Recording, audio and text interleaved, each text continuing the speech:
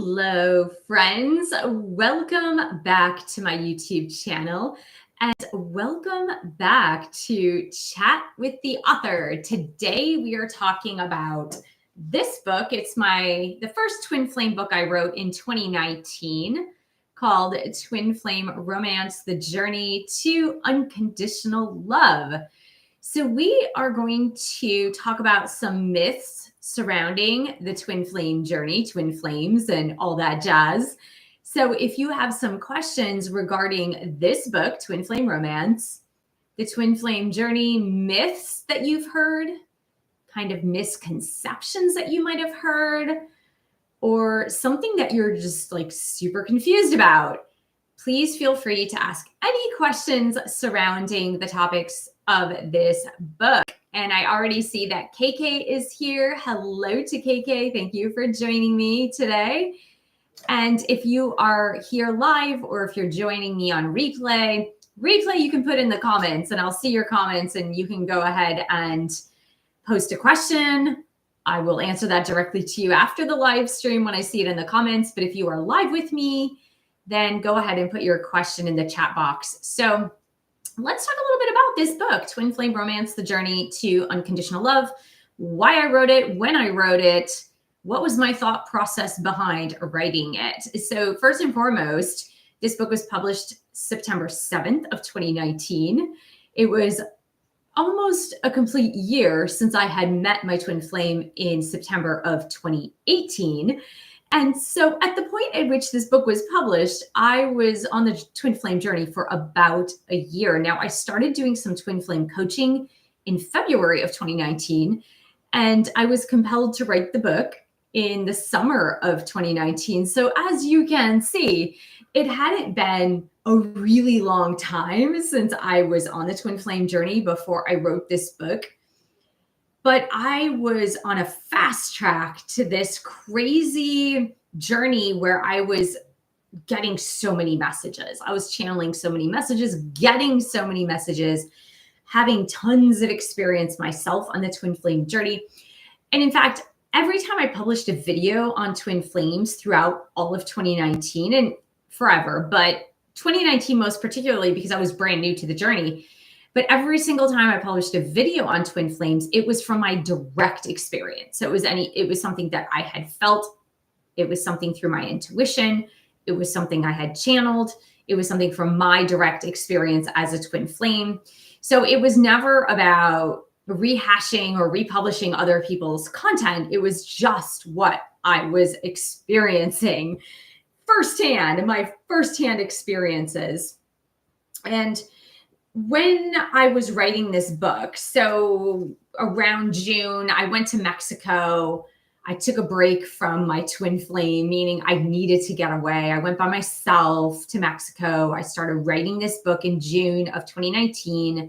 I spent a week, well, it was a little less than a week there, but I was writing every single day. I was writing this book every day while I was on vacation in Mexico. And it was coming fast and furious because I was going through so much. And I had been coaching clients and they were going through so much. And I felt at the time that there was starting to be a lot of misinformation surrounding the twin flame journey. It was almost bizarre that everybody was experiencing something, but as far as a coaching perspective, there was so much misinformation about twin flames out there. And I really wanted to put something down in writing that outlined my personal experience, the information I was channeling from angelic guidance, and also my clients' direct experiences in a global format, right? I wasn't like specifying a particular person.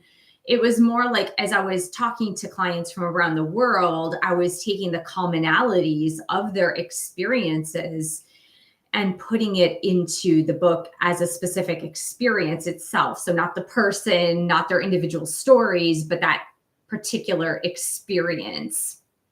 So I started talking about it. And when I started talking about it, it was because I was going through a lot of this. And I wanted to touch base with other people who might have been going through something very similar. And that's how it started. And that is how I started. And when I talk about myths and misconceptions, there weren't a lot that I specifically knew at the time that I published this book, Twin Flame Romance. There weren't a lot of like that I firsthand knew of as far as myths and misconceptions.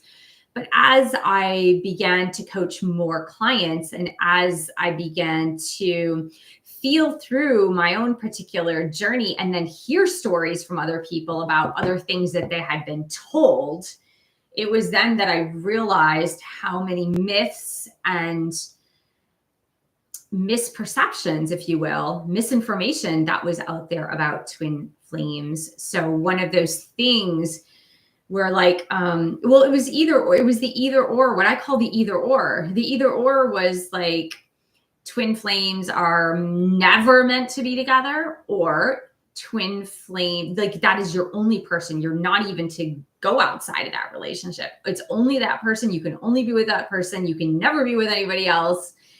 And so when I hear these like polar opposites, that's when the red flags started going up. The other misconceptions that I was hearing were surrounding like what you need to do to get into union. And those things still bother me to this day because, as I always say, and I mentioned this in the video I did on the second twin flame book I wrote, Twin Flame Union, the 7 Keys to a Healthy Twin Flame Journey. And that second one was there is no particular path to get you to reunion with your twin flame. There are certain steps you can take, sure. But the things that I was hearing at the time were like a surefire way. Like if you do A, B, C, or D things in a row, then you are certain to have immediate results.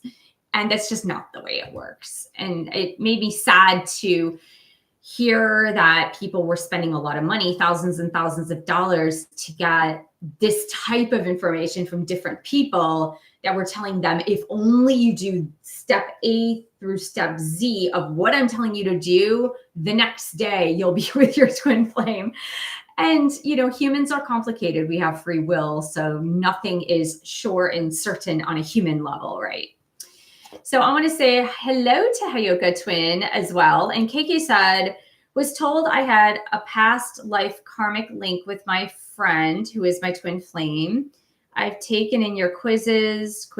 Which quizzes? Did I have quizzes? Oh, wait. Anyways, does that fact also add to an indication of twin flame situationship? I think what you're referring to are twin flames being in past lives together. And yes, twin flames typically. So the idea behind twin flames, right? The spiritual idea, we're not talking about the human idea, but the spiritual idea behind twin flames. And look, poets have written about twin flames. The poet Rumi wrote about twin flames from like a couple thousand years ago. So if a poet such as the Sufi poet Rumi wrote about twin flames, it has existed. Other poets have written about twin flames. And in fact, I did a video where I had reread Wuthering Heights by Emily Bronte. It was about 3 or 4 months ago, but the last time I read it, I was in high school. So it's been quite some time. And when I was reading the story about Catherine and Heathcliff, it was like I had like highlights of they were twin flames. Every single thing that was written, and they were not enlightened twin flames, right? They were at the point where they are at the lowest common denominator of a twin flame, meaning they had this awakened sense of being connected, but they were still operating in their ego.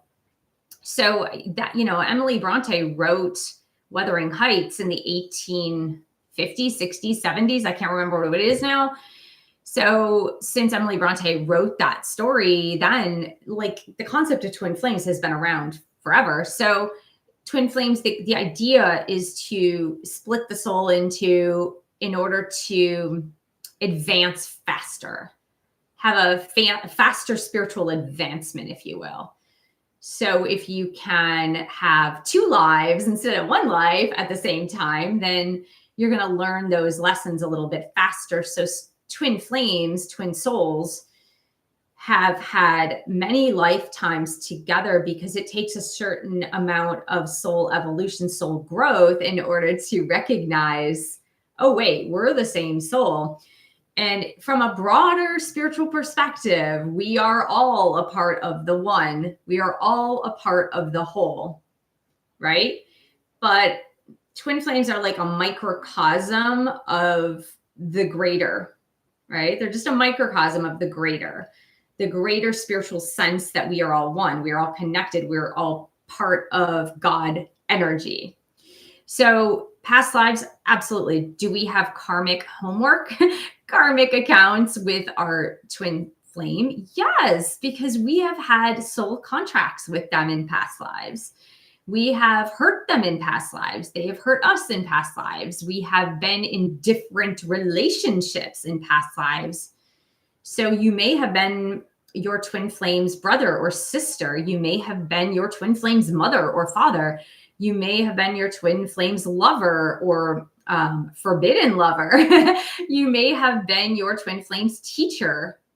So the human form takes on different roles. And so, yeah, we do accumulate karma. Karma just means action. And if you have good karma, then you create good action that can carry forth as something to grow upon. And if you create negative karma, that's something to be worked out. It's like, oh, this is a glitch here. We just need to work out this glitch. So yes, twin flames do have past lives together, many past lives together. And so sometimes those soul contracts, those karmic debts just do need to be sorted out, cleared out. That's one other reason also, as is with soulmates, is why you have a really quick recognition, because you have journeyed here before. You've been here before, you know. Hoyoka Twin 1111 says, hi, Michelle, it's Tom again. How are you? I'm great. Thank you, Tom. Thank you so much for asking. Twin flame. So I'm reading Hoyoka Twins I'm a chat rather. Twin flames are very much real. I had another 2 crazy synchronicities happening to me with my twin just this month, with the last one happening last night. Impossible things are just happening. Absolutely. No, I mean, there is absolutely no doubt that it's real. Spiritual things are real. Our connection to the spiritual realm is omnipresent and real. In fact, it is more real than our physical life. And I know that's really hard to grasp, but the physical reality is such a temporal reality. It's just temporal, right? It's like a snapshot in time. It's a moment in time, when the spiritual reality is the more omnipresent, real essence. And so we've got it all backwards. Usually we really got it backwards. And that's another reason why twin flames have such a challenging time. They have such a difficult time, is because they're so focused on the physical a lot. And I know this was my case. Believe me, I was right there with y'all. I was right there for many years. I would say I didn't have many turning points in this until probably the end of 2021. Oh gosh, if only you knew, which you do know, because I have all the videos up there on my YouTube channel. I have too many probably for you guys to sort through in order to get the bits and pieces of the stories, which are also in this book and in Twin Flame Union. But I really did not come to terms with the fact that the physical was not as important as the spiritual. They're both important. We're here, right? We are here. We're having this physical experience. We're having this material experience. It's real for us. But the fact that the spiritual is a lot more important and omnipresent, and that's really what we're here to learn as twin flames, is to develop that part of ourselves. And I think the myths that come around with twin flames really stem from the fact that there are people that are twin flames that are misguided in this, and they think like if you take this magic bullet, then it'll happen. And so again, that still places the focus on the physical and the material versus the spiritual. KK says, wow, I'm very pleased to have found your channel. I like your style and definitely your knowledge. Well, thank you so much. I really appreciate that. And thanks for supporting my work through purchasing my books. I really appreciate that. So yeah, if you guys have any questions surrounding this twin flame journey, especially about something you may have heard and something you're really confused about, because you may be hearing contradictory advice even with other YouTubers, with other channels, or even articles, or even if like you have Googled it and AI has come up with some concoctions of something or other, because that's what's happening now, right? So if you Google something, the AI bot goes around and gathers information, and you might have a lot of contradictory information, right? So let's see here. Let's go through. Sorry, I'm just looking through the book because it's been a while. I wrote this book in 2019. So it's been a while since I've actually, and I looked at it a little bit. Before. And what I have a section surrounding like myths or misinformation. I don't know if it's in this book or in Twin Flame Union. All right, hold on. Well, it wouldn't be here. So let's just go with your questions, okay? Still confused if I'm DF or DM. We've been chasing and running since 2018. Okay. Divine feminine, divine masculine. And that's definitely in this book. So KK, if you downloaded the audiobook for this one, Twin Flame Romance, the explanation is definitely in this one. What I explain is that they are simply energies. So energetically, a divine feminine is going to be more in the feminine aspect of the energy, and the divine masculine is going to be more in the masculine, the yang masculine aspect of the energy. And typically about 90% of the time, not 100% of the time, about 80 to 90% of the time, it's pretty gender specific, even though it doesn't have to be. It doesn't have to be.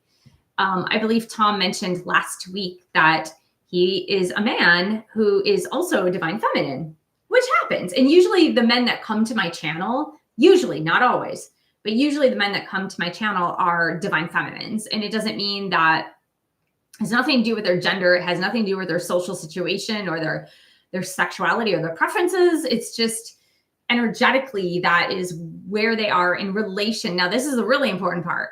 In relation to their divine counterpart, because it is the energetic connection between both people. So it's really not essential that you know, oh my God, am I a divine feminine or am I a divine masculine? That's really not the essential thing to know.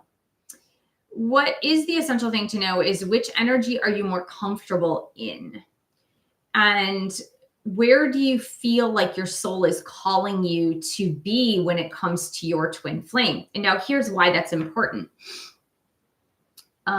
The energies need to match, but not same. Same doesn't match. So if both of you are in the divine feminine energy, it typically doesn't work because the energies need to mesh. We both have masculine and feminine energies. That's why opposites attract. So if you're more in the divine feminine energy and your divine masculine is more in the masculine energy, and you guys stay there in the higher aspects of the energy, then it can work for you together. Now, if you are both in divine feminine or both in divine masculine, that's when you typically see a lot of friction. That's when you really see a lot of problems happening. And here's the reason.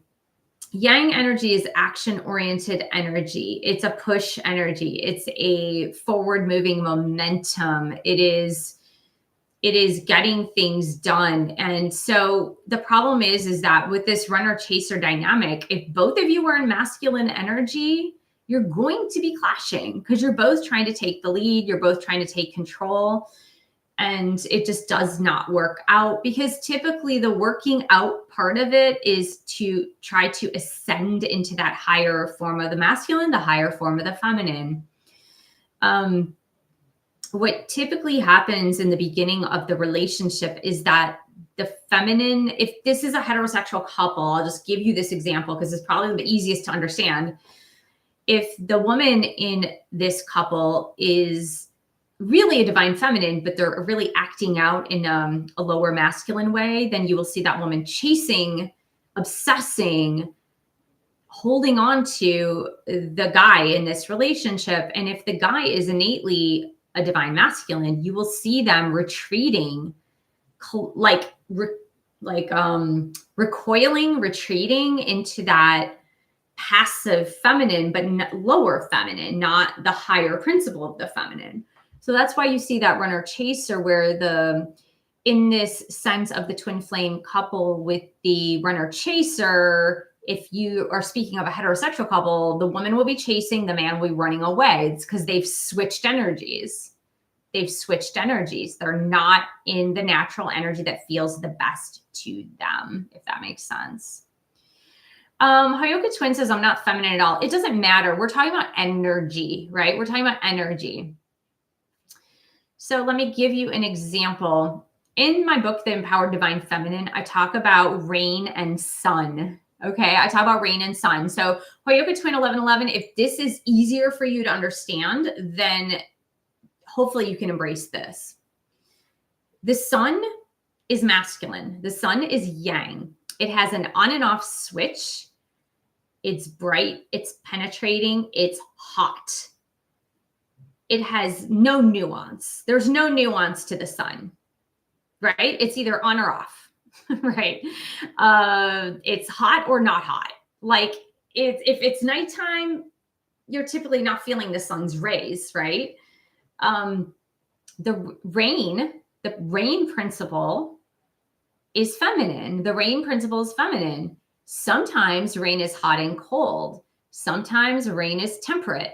Rain can be a downpour or a trickle or a sprinkle. Rain can change directions depending on the wind. It can go slanted. It can go down. So it's very nuanced, just like the feminine principle. The feminine principle is very, very nuanced.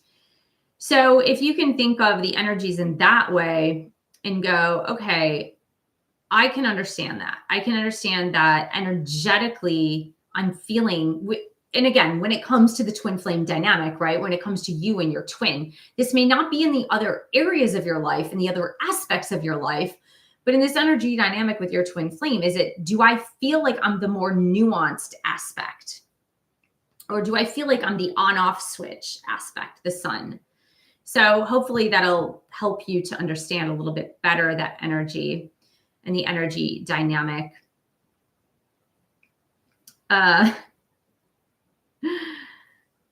Oh, that's so funny. KK says, consider putting a YouTube video on the solar system, Michelle style, then another on the Milky Way. Oh, you're funny. Well, I did have an astrology channel for a while. I still have it. But since my focus, I really had to get focused on what I really want moving forward. And I want to be a full-time published author, which I am. I'm an author, but my major focus is on authoring books. So I had to pick a side. My energy couldn't be so dispersed into many different endeavors. So that's why I'm doing this one. That's why I'm doing this live stream on my published books. There you go. So let's demystify another, let's see, what other thing? Okay, so there's at the end of the book about self-love, there is this subtitle that says, stop waiting and start, where are we? Ooh, it's opposite for me. It's really hard to see this. Stop waiting and start living. Stop waiting and start living. So another myth is that you need to wait around for your twin flame. That is actually a myth. You don't have to wait around for your twin flame. It's a huge myth. So a lot of people say like, oh, you need to save yourself for your twin flame. You really shouldn't date other people. You shouldn't be with other people. You need to wait for them to come around. You need to wait for them to do their work. You need to wait and be single and be happy about it. Now, what I say is that if you are in the thick of it, like if you are in the thick of spiritual awakening, dark night of the soul, twin flame signs and synchronicities, if you're feeling your twin flame all the time in the 5D, which is the spiritual realm, because yes, twin flames are connected by that spiritual aspect, that spiritual realm, as is everyone, right? It's just, think about it as being laser focused. There is this laser focus on that. So if you're in the thick of it, then I would say, yeah, I mean, it's better to just focus on yourself and your own spiritual growth than to go out there and date other people, be with other people, have a relationship with other people. But spirit does not want you to sit around and waste away your life just waiting for somebody or something, right? We're not in this life to be putting our lives on hold, because that does not help with the evolution of your soul. If you're holding back, if you are not taking action in the way that makes you feel fulfilled in your life and feeling the joy of everyday life, if you feel like you are putting yourself on hold in any way, shape, or form for somebody else, then that is really against what spirit wants for you. So yeah, I mean, I feel like that is a major misconception about this journey as well. And a lot of people give that misinformation. Now, many twin flames come to me and they say, but I feel like I can't be with someone else. I can't date someone else. I feel like it's an impossibility for me at this point. And my response to that is, it's just your soul calling you to focus on you. It's not that you can't. It's not that spirit's telling you not to. It's not that the twin flame is telling you not to. It's just saying for that moment, as you are having that feeling, it's just a call to place your focus back on yourself and what you are needing to feel through on your own personal journey. But it doesn't mean to stop everything. And that was something that I had done in the first 8 months of my twin flame journey. Was I was halting myself. I was stopping myself. I wasn't seeing certain things through because I was like, oh my God, I gotta wait to this, go on vacation, wait to get my cat, wait to do this because I need my twin flame to be with me. Okay, so Hoyoka Twin says, all I know is that I'm the spiritual one. I'm always aware of her energy and emotions. I could literally feel her heartbreak when her father passed away. Yeah, I mean, I would probably say based on that you are in the divine feminine energy when it comes to your twin flame. So again, there's no shame. I mean, honestly, Tom, there's no shame in that. Like, it's just an energy. And know for certain that we live in this world of duality. And as we live in this world of duality, we embrace both energies. It's just, a little bit more of one and a little bit less of the other. Hoyoka Twin says, what is your opinion about reaching out to her when I feel inspired to do so? I did this month twice, but I really felt inspired to do it this morning. I just felt the need to say thank you to her. Good. Okay. So here is what I always say in my coaching sessions with my students. I always say, if you feel inspired from your heart chakra and with a sense of unconditional love for your person, for your twin flame, if you feel inspired to reach out, then reach out. And there's one caveat there. When I mentioned unconditional love, That means love without conditions. So what that means is if you can send your twin flame a text, a message, whatever, however you communicate with your person, if you can send them a message and not expect anything in return at all, then do it. If you feel inspired to go that route, then do it. And I would also say that if your focus is a lot on your person, then take a moment and place your focus back on you. Place your focus back on you and see, is this because I'm craving that love and connection? Or is it because I genuinely feel this, like feel that I want to do this and it's the right thing for me at this time? But oftentimes when we're in that fuzzy period, as I call it, it's the fuzzy period where communication isn't super clear. It's not clear if we're in total separation or kind of on again, off again, but we're kind of in the in-between. We're kind of in that fuzzy period.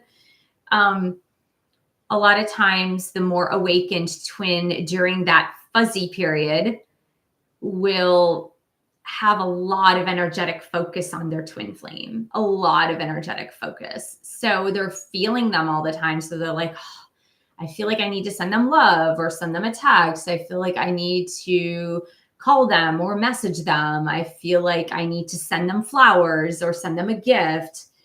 And what that really is oftentimes is a general imbalance within yourself, because it's always otherly focused and it's a give type of focus, when receiving is a really important other aspect of that. And so when you're receiving, it doesn't mean necessarily that you're receiving from your twin flame, but it's also giving back to yourself in equal measure, if that makes sense. Did any twin flame ever report who the past life person was by realizing the karma from what? I have no idea what that means. I'm sorry. It's like the way it was worded.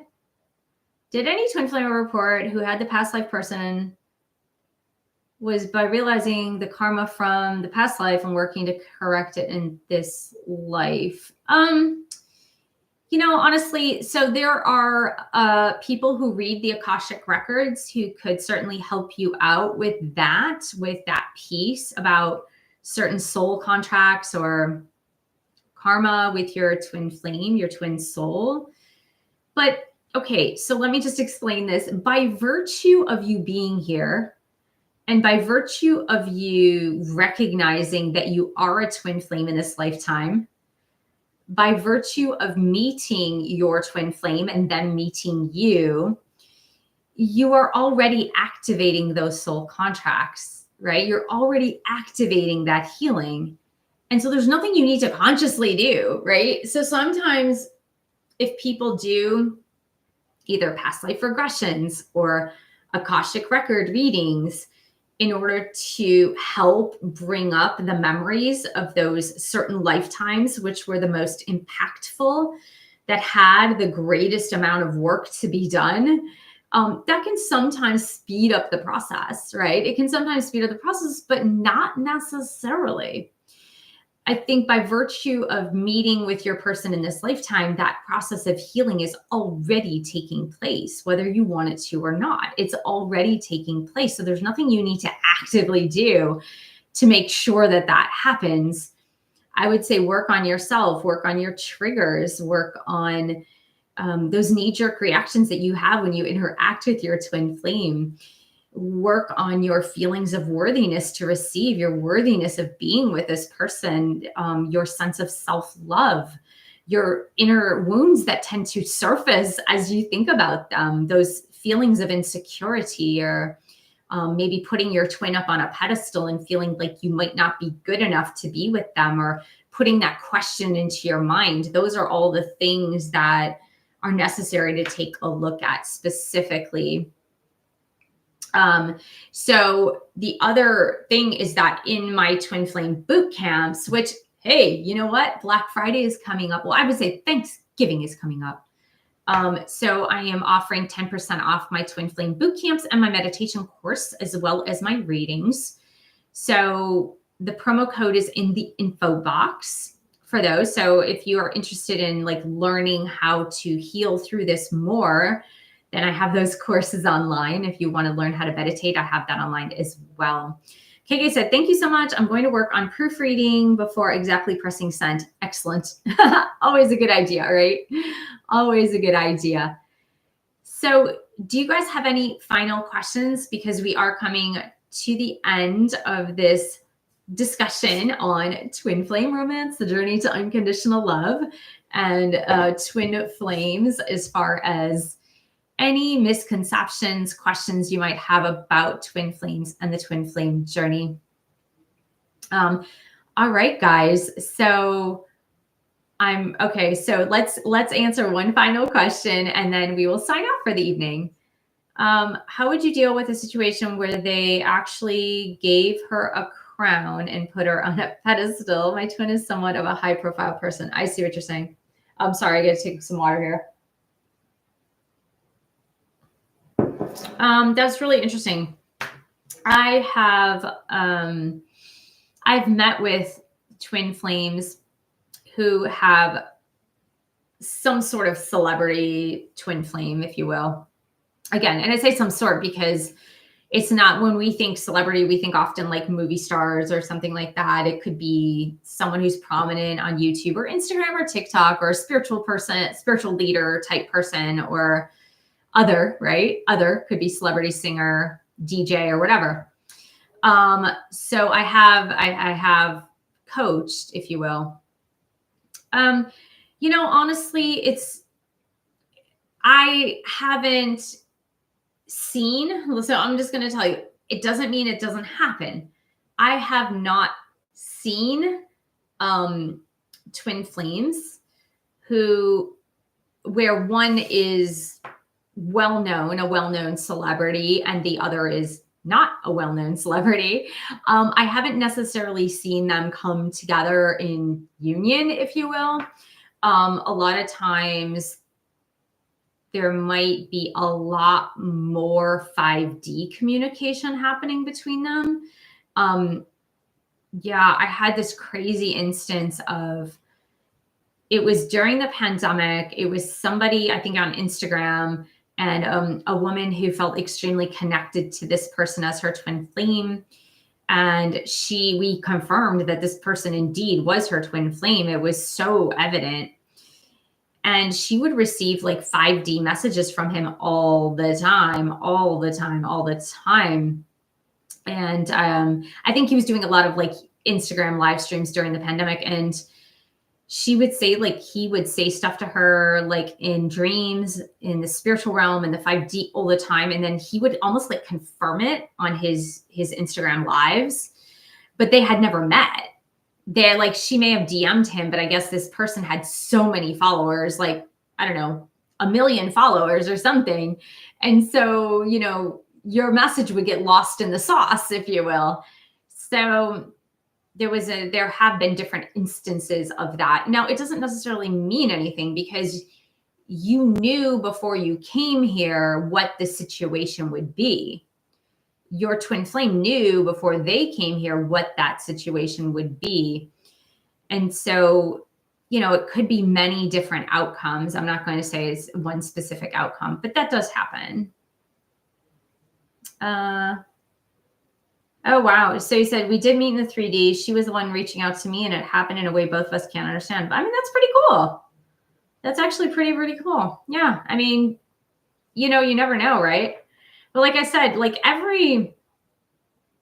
so let's take out the fact that she's a celebrity.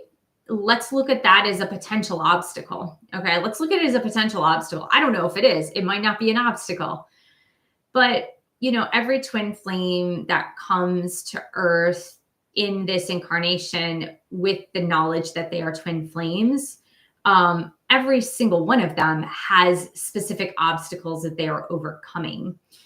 And these are things that are happening for paradigm shifts, right? So let's go back to the celebrity thing. And the paradigm shift might be, oh, famous people are just very different from everyday people. When in fact, we all know that celebrities are actually no different than everyday people. So that would be a paradigm shift that may present itself as an obstacle, but that in reality is not really an obstacle, if that makes sense. Well, that's awesome. Yeah, I mean, yeah, I don't know why, if you guys are communicating together, Horioka Twin 1111, I guess it wouldn't be an issue, right? That would kind of be a non-issue for you. All right, guys, I want to thank you so much for joining me today. Thank you for subscribing to my channel below. And remember, for this week, because I'm so grateful for you, I'm really thankful for you, and I would love for you guys to learn more and apply more your knowledge of the twin flame journey, maybe working through some of those wounds. If you need to, you can get 10% off my courses this week with the promo code 10 Thanksgiving, all caps 2024 on my website. And also, if you would like a one-on-one personalized reading with me, I will give you 10% off until my birthday, December 2nd. But you can book that with me. Just email me directly at michellefondinauthor@gmail.com.